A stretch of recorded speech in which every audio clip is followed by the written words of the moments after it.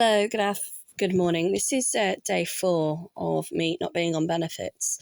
Now, I have started taking my medication that I've been given from my GP, which is basically what are they called? Antibiotics. It's not a cream. It is something you have to take orally. Sorry, I'm a little bit disorientated this morning. So I'm going to take these plasters off because these ones here on my ankle are the infections that I've got there are really, really painful. So I'm sorry if I'm grossing you out. Considering a lot of people that follow me or know me personally like to watch Dr. Pimple Popper, should I say, this should be very mild compared to what's usually shown on that program that I myself personally could not ever sit and watch. So during the day, I try not to cover myself in plasters. I tend to try and do it at night. They're not looking too bad actually, which is good.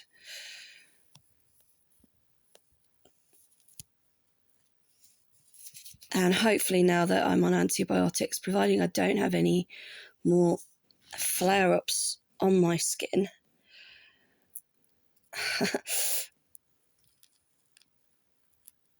this should start to get better, hopefully. Or a little bit more better than what they have been doing. So yeah, that one there is really, really painful. Probably can't see it very well. I can only apologise. I'm not very good at doing videos. And again, obviously, this doesn't help because when I do take the plasters off, obviously it takes the hairs with it. This is not a cheap way, by the way, to wax your legs. All right, as I said in my previous video, any attempt that I have to try and remove hairs from my legs just doesn't work for me. And as I've got older, I've noticed that it's got worse.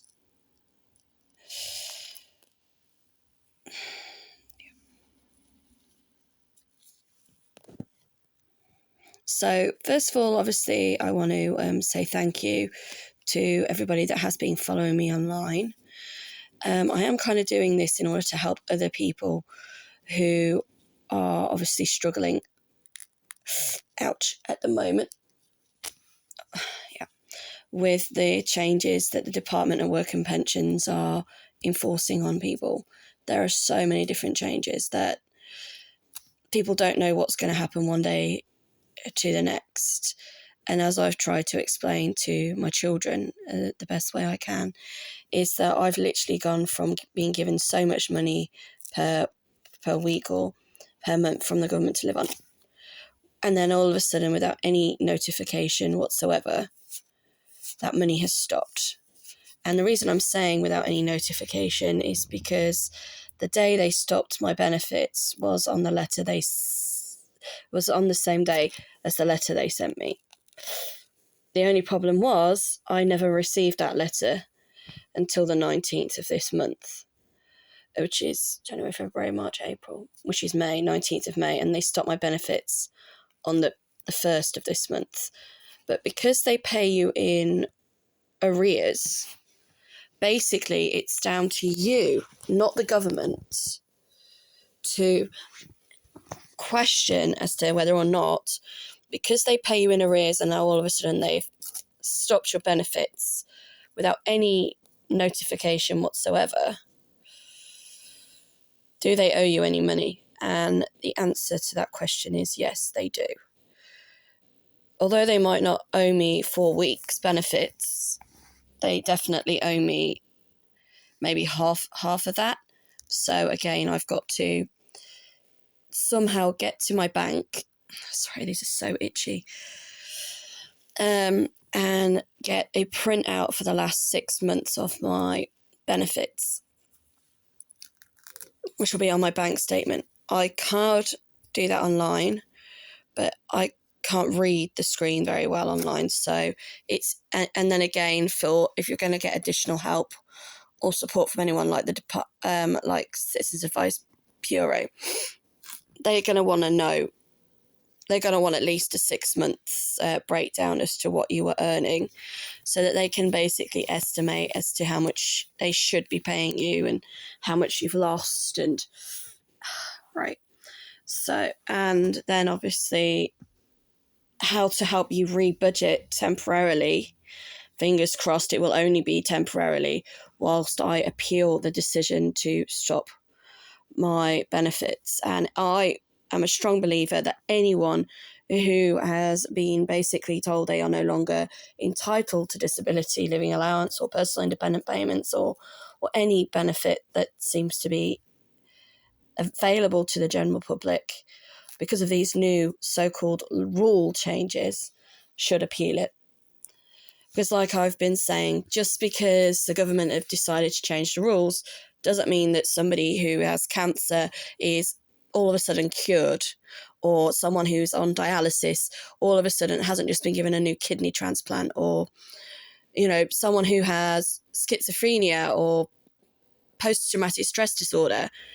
They haven't all of a sudden been cured. The government have just said, oh, you know, we don't class that as a disability anymore, so we're not going to help you.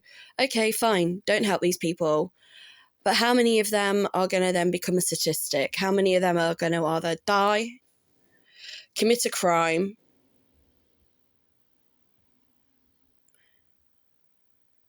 and yeah, I think that's the only two things I can think of.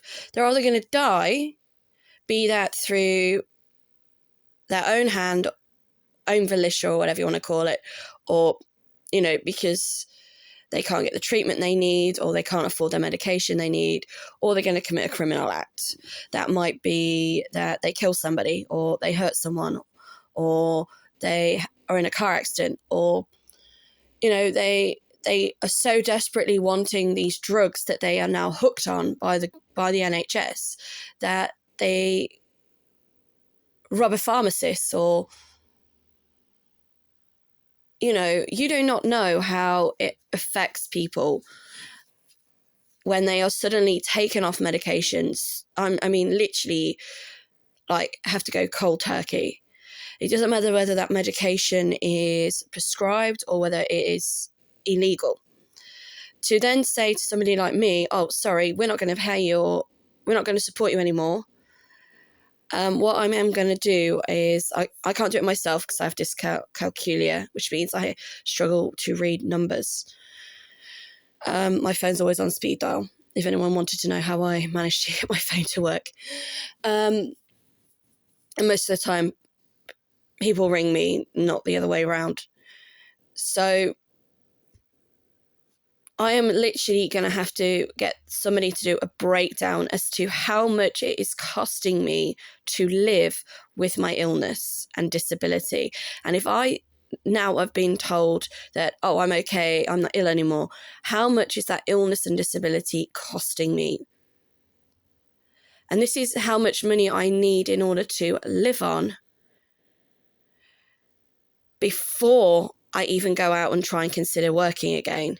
So, and this, I know it's really early in the morning. So, for example, I have to take antidepressants. I have to take painkillers that are prescribed from my doctor.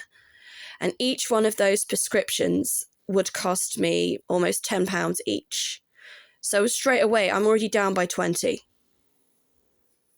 Some of the others, again, I know I don't need the NHS to provide them for me. I could just get them from the chemist. But then if I do that, I run the risk of mishandling my medication, which is why everything is prescribed by my GP. I then have to wear incontinence underwear, which is £10 per packet. They're the only ones I've found that I'm comfortable using, that, you know, just like with lady care products or any products, you know, some will irritate your skin, some won't. So I wear the ones that are suited to my skin type. So again, they are £10 a packet retail. And if I, pardon what I'm about to say, am having a really bad day, which means bile acid diarrhea day, So basically, I am literally shitting for England. I could get through a pack of incontinence underwear within 24 hours. So if, for argument's sake, I was having to go through a pack of incontinence underwear per day, that would be 10 times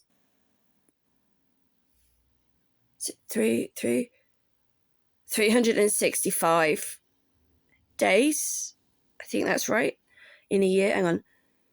365 days in a year. So I would basically be paying whatever 10 times 365 equals on incontinence underwear.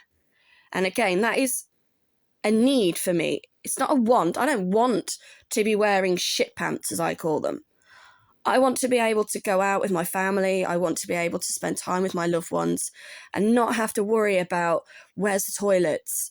Oh, I've got to take a backpack with me with spare clothes, or I've got to take 10 incontinence pants and make sure there is a facility that I can chuck them away in. They cannot be reused. So I'm going to have to go now because my counselling's just about to start.